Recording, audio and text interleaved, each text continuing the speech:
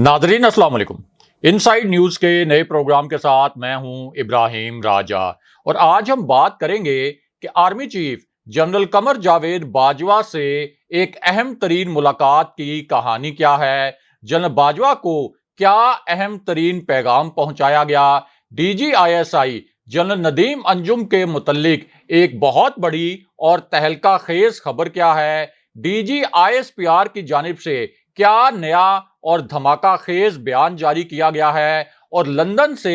एक लीक होने वाली वीडियो इस वक्त सोशल मीडिया पर वायरल क्यों है और नए आर्मी चीफ के हवाले से क्या बहुत बड़ी और हैरान कुन खबर आई है। हमारे जिन दोस्तों ने अब तक हमारे चैनल को सब्सक्राइब नहीं किया उनसे हम कहेंगे कि हमारे चैनल को सब्सक्राइब कर लें ताकि उन्हें अहम मालूमात बर वक्त मिलती रहें। अब वापस आते हैं आज के मौजू पर, यानी army chief general Qamar Javed Bajwa से अहम तरीन मुलाकात की कहानी क्या है और DGISI जनरल फैज हमीद के मुतल्लिक एक बहुत बड़ी और अहम खबर किस नोयत की है। सबसे पहले आपको नए आर्मी चीफ के मुतल्लिक एक बहुत बड़ी और हैरान कुन खबर से आगाह करते हैं। इसी मामले पर एक तहलका खेज किस्म की वीडियो भी सामने आई है। कोई भी ये तवक्को नहीं कर रहा था कि इस किस्म की वीडियो आर्मी चीफ के हवाले से भी सामने आ सकती है और ये वीडियो लंदन से सामने आई,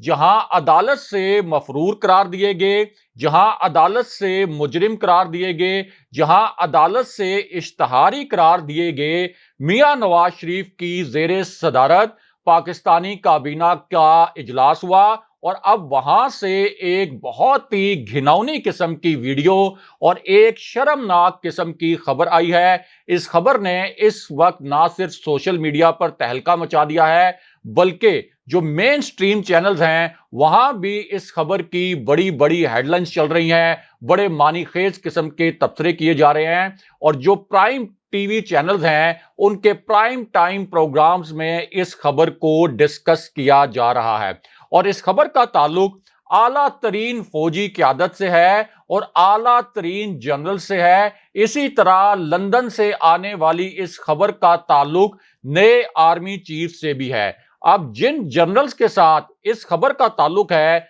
उनमें जनरल आसिम मुनीर शामिल हैं, जो इस वक्त army chief general Qamar Javed Bajwa के बाद पाक आर्मी में सबसे सीनियर जनरल हैं। उनकी मुद्दत मुलाजमत 27 नवंबर 2022 को खत्म हो रही है, यानी इस साल 27 नवंबर को जनरल आसिम मुनीर की मुद्दत मुलाजमत खत्म हो रही है। लेकिन यहां बहुत अहम बात यह है कि जनरल बाजवा की जो मुद्दत मुलाजमत है, यानी उनका जो एक्सटेंडेड टेन्योर है, ये 29 नवंबर 2022 को खत्म हो रहा है। यानी जनरल बाजवा के टेन्योर के खत्म होने से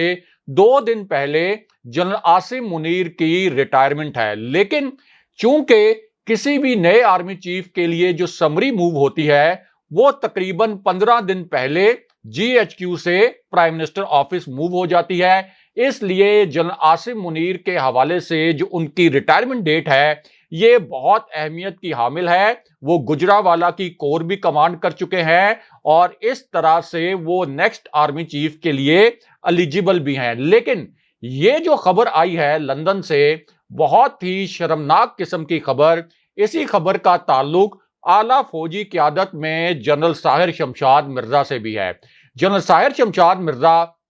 इस वक्त रावलपिंडी के कोर कमांडर हैं। इससे पहले वो चीफ ऑफ जनरल स्टाफ रह चुके हैं और army chief general Qamar Javed Bajwa के बाद फौज में इस वक्त तीसरे नंबर पर हैं। और अगर जनरल बाजवा के लिए ये अज्यूम कर लिया जाए कि वो वक्त पर रिटायर हो जाएंगे तो इस वक्त सीनियरिटी लिस्ट में जनरल साहिर शमशाद मिर्जा दूसरे नंबर पर हैं। इसी खबर का ताल्लुक जनरल अजहर अब्बास से भी है। जनरल अजहर अब्बास इससे पहले रावलपिंडी के कोर कमांडर रह चुके हैं। इस वक्त general Azhar Abbas chief of general staff हैं और चीफ ऑफ जनरल स्टाफ का जो रोल होता है फौज में वो इंतहाई अहमियत का हामिल होता है और फौज के अंदर फैसला साजी में भी चीफ ऑफ जनरल स्टाफ का एक कलीदी किरदार होता है। अब जनरल अजहर अब्बास इससे पहले रावलपिंडी जैसी अहम कोर भी कमांड कर चुके हैं और सीनियरिटी लिस्ट में इस वक्त तीसरे नंबर पर मौजूद हैं। इसी खबर का ताल्लुक जनरल नोमान महमूद से भी है, जो इससे पहले पेशावर की कोर कमांड कर चुके हैं और इस वक्त अगले आर्मी चीफ के लिए सीनियरिटी लिस्ट में चौथे नंबर पर हैं। और इसी खबर का ताल्लुक जनरल फैज हमीद से भी है, जो साबिक डीजी आईएसआई थे, इस वक्त पेशावर की कोर कमांड कर रहे हैं। और बहुत अहम बात यह है कि जनरल बाजवा के दौर में जो आर्मी कवानीन में तरमीम हुई थी, उनके मुताबिक अगर कोई लेफ्टिनेंट जनरल सीनियरिटी लिस्ट में मौजूद होता है तो तब भी उसके लिए जरूरी है कि वो 1 साल तक की कोर कमांड करने का तजर्बा हासिल करे, तब जाके वो आर्मी चीफ के लिए एलिजिबल होता है। अब जनरल फैज हमीद ने लास्ट ईयर 20 नवंबर को, पिछले साल 20 नवंबर को पेशावर की कोर संभाली थी। इस तरह अगर जनरल बाजवा के रिटायर होने तक, यानी 29 नवंबर 2029 तक, 2022 तक अगर जनरल फैज हमीद पेशावर के कोर कमांडर रहते हैं, तो इसका मतलब यह होगा कि वो भी अगले आर्मी चीफ के लिए मुकम्मल तौर पर एलिजिबल होंगे, क्योंकि इस वक्त सीनियरिटी लिस्ट में उनका 5वां नंबर है। और जो फाइल मूव होती है जीएचक्यू से प्राइम मिनिस्टर ऑफिस, उसमें अमूमन 5 सबसे सीनियर जनरल्स के नाम होते हैं और कभी कभार ये नाम 6 भी हो सकते हैं, 7 भी हो सकते हैं। और जीएचक्यू से मूव होने वाली फाइल में जो आउटगोइंग आर्मी चीफ होता है, उसके हर जनरल के मुतल्लिक अपने रिमार्क्स भी शामिल होते हैं। अब इस पूरी सूरत हाल में लंदन से एक नया धमाका हुआ है और पता ये चला है कि अब मियां नवाज शरीफ एक बड़ा अहम नौयत का जो फैसला है उस पर गौर कर रहे हैं। और ये जो अक्टूबर में इलेक्शन वाली बात आई है, ये जो ख्वाजा आसिफ ने कहा कि army chief general Qamar Javed Bajwa ने एक्सटेंशन ना लेने का फैसला किया है और अगले आर्मी चीफ की तैनाती से कबल अक्टूबर में इलेक्शन हो सकते हैं, तो इस मामले पर खबर ये आई है कि अब मियां नवाज शरीफ को ये कहा गया है कि आप बताएं कि अगले आर्मी चीफ का फैसला हम क्या करें और अगला आर्मी चीफ कौन होना चाहिए। यानी वो मियां नवाज शरीफ जो अदालत से नाअहल हैं, जो सजा याफ्ता हैं, जो मफरूर हैं, जो मुजरिम करार पाए हैं अदालत से, अब वो फैसला करेंगे कि पाकिस्तान की आर्मी का अगला आर्मी चीफ कौन होगा। और इस मामले पर इस वक्त सोशल मीडिया पर एक बहुत बड़ा तूफान खड़ा हुआ है। लेकिन यहां DG ISI general Nadeem Anjum के मुतल्लिक एक बहुत बड़ी खबर भी है और इस खबर के मुतल्लिक भी इस वक्त हेडलाइंस बन रही हैं। और इसके साथ साथ एक बहुत बड़ा धमाका और भी किया गया है, एक बहुत बड़ा इंकशाफ और भी किया गया है। इस इंकशाफ के जो 3 नुकात हैं, ये मुख्तसरन आपके सामने रखते हैं। अब इस इंकशाफ में पहली मर्तबा इस इंकशाफ में अमरीकी मरासले के जो अल्फाज हैं वो सामने लाए गए हैं। आला तरीन सतह पर अमरीकी मरासले में जिस तरीके से खान साहब की हुकूमत गिराने की धमकी दी गई, उसके अल्फाज अब पहली मर्तबा मंजरे आम पर आ गए हैं। और इस इंकशाफ में बताया गया है कि पहली लाइन ये थी इस अमरीकी मरासले की कि अगर इमरान खान इक़्तिदार में रहे तो अमरीका और यूरोपीय ममालिक पाकिस्तान को मुकम्मल तौर पर तनहा कर देंगे। इसके बाद दूसरा इंकशाफ ये किया गया कि ये जो साइफर था, इससे पहले इमरान खान साहब ने रूस का दौरा आज खुद नहीं किया था। ये दौरा उन्होंने आर्मी चीफ की मशावरत से और आर्मी की मशावरत से किया था। तो सवाल ये पैदा होता है कि आखिर अमेरिका को किसने ये पैगाम कन्वे किया और अमेरिका को ये किसने कहा कि इमरान खान आज खुद रूस गए थे और उन्होंने आर्मी से मशवरा नहीं किया था। लेकिन यहां तीसरा इंकशाफ भी कर दिया गया और तीसरे इंकशाफ में कहा गया कि इमरान खान रूस इसलिए गए थे कि गंदम और तेल, ये दोनों अहम तरीन चीजें, यानी जो पाकिस्तान के लिए लाइफ लाइन की हैसियत रखती हैं, इन दोनों के लिए, गंदम के लिए और सस्ते तेल के लिए एक मुआहदा कर लिया गया था। लेकिन उसके बाद ये अचानक बैरूनी साजिश को आगे बढ़ाया गया। और चौथी जो अहम तरीन खबर थी और चौथा जो इंकशाफ था, اس میں ان سائیڈ نیوز کی ایک اور خبر کی تصدیق کی گئی۔ ہم نے آپ کو بتایا تھا کہ خان صاحب کی نظر بندی اور گرفتاری کے لیے ایک گھناؤنے ایکشن کا فیصلہ کر لیا گیا ہے۔ اب اس وقت مسلم لیگ نون کے کچھ لوگ یا کچھ ایسے ویور جن کو زیادہ اویئرنس نہیں ہے یا جن کی سیاست اور صحافت پر زیادہ نظر نہیں ہے، وہ کامنٹس کر رہے تھے کہ اس قسم کی کوئی بات نہیں ہے۔ لیکن اب شیریں مزاری نے اور حماد اظہر اور فواد چودھری نے پریس کانفرنس میں کہا ہے کہ عمران خان صاحب کی گرفتاری کا منصوبہ بنایا گیا ہے، اور شیریں مزاری نے کہا کہ رانا ثناء اللہ، تمہاری جرت کیسے ہوئی کہ تم خان صاحب کو گرفتار کرنے کا پلان بنا رہے ہو۔ ساتھ ہی انہوں نے یہ بھی کہا کہ رانا ثناء اللہ کے پیچھے جو چھپی ہوئی قوت ہے وہ بھی اب ان کے پیچھے نہیں رہے گی۔ یعنی شیریں مزاری کا تاثر یہ تھا کہ رانا ثناء اللہ کے پیچھے کوئی اسٹیبلشمنٹ کی قوت ہے۔ بہرحال اب واپس آتے ہیں کہ army chief general Qamar Javed Bajwa سے اہم ترین ملاقات کے متعلق کیا معلومات سامنے آئی ہیں، اور مختصراً آپ کو یہ بھی بتاتے ہیں کہ کمانڈر ان چیف نے کیا بہت بڑا اور تہلکہ خیز فیصلہ کیا ہے، جس کی بہت بڑی بڑی اس وقت ہیڈ لائنز بن رہی ہیں، بڑی بڑی شہ سرخیاں لگائی جا رہی ہیں، اور یہ ایک ایسا فیصلہ ہے جس کا تعلق براہ راست فوج سے ہے۔ یہ ایک بہت بڑی خبر ہے، بہت بڑی بریکنگ نیوز ہے، اور سوشل میڈیا پر بھی اس خبر نے آگ بھڑکا دی ہے۔ اب اس فیصلے کا تعلق براہ راست فوج کے اندرونی معاملات سے بھی ہے، کیونکہ army chief general Qamar Javed Bajwa کے ساتھ ایک نیا اور تازہ ترین دھوکہ کیا گیا، کیونکہ جنرل باجوہ نے شہباز شریف کو ایک سخت نوعیت کا پیغام پہنچایا تھا۔ اب پہلے پیغام کے بعد شہباز شریف کچھ پیچھے ہٹے تھے، لیکن اس کے بعد آپ یہ کہہ سکتے ہیں کہ جنرل باجوہ کو ایک طرح سے نیا دھوکہ دیا گیا۔ اس سے پہلے جب جنرل باجوہ نے یہ پیغام پہنچایا تھا کہ طارق فاطمی جو ڈان لیکس میں ملوث ہیں ان کو وزیر نہ بنایا جائے، کیونکہ فوج کے اندر سے بھی ریئیکشن آیا تھا، عوام کے اندر سے بھی ریئیکشن آیا تھا، تو طارق فاطمی کی وزارت واپس لی گئی تھی۔ اس کے بعد ایک اور دھوکہ یہ کیا گیا کہ حنیف عباسی، جن کو فوج کے ذیلی ادارے ANF نے گرفتار کیا تھا، ان کو وزیر بنا دیا گیا۔ پاکستان نہ کھپے کا نعرہ لگانے والے جاوید لطیف کو وزیر بنا دیا گیا۔ لیکن اب ایک تہلکہ خیز نئی خبر آئی ہے، اور اب ایک بہت بڑا ایکشن لیا ہے کمانڈر ان چیف نے، کیونکہ شہباز شریف کی حکومت نے ایک اور ریاست مخالف اقدام کیا تھا، ایک اور فوج مخالف اقدام کیا تھا، اور اس فوج مخالف اقدام میں ایک ایسی خاتون کو گورنر سندھ بنانے کی سمری ایوان صدر بھیجی تھی، جنہوں نے اسلام آباد میں بھارتی ہائی کمشنر کو خط لکھ کر یہ کہا تھا کہ ہماری مدد کی جائے، یعنی MQM کی اور الطاف حسین کی مدد کی جائے فوج کے خلاف اور رینجرز کے خلاف، یعنی نسرین جلیل کو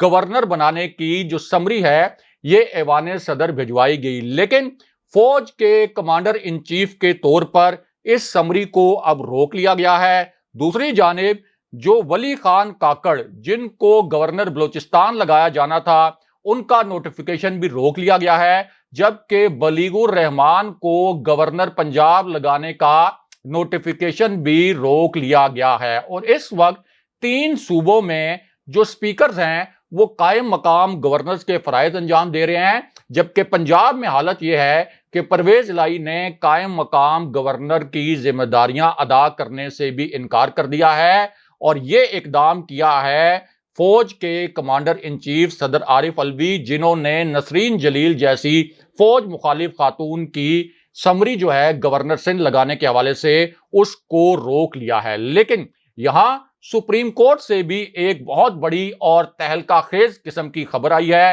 اس خبر کے متعلق بھی بڑی بڑی ہیڈ لائنز بن رہی ہیں۔ یہ خبر عمران خان صاحب کے متعلق بھی ہے اور عمران خان صاحب کی حکومت کے متعلق بھی ہے، کیونکہ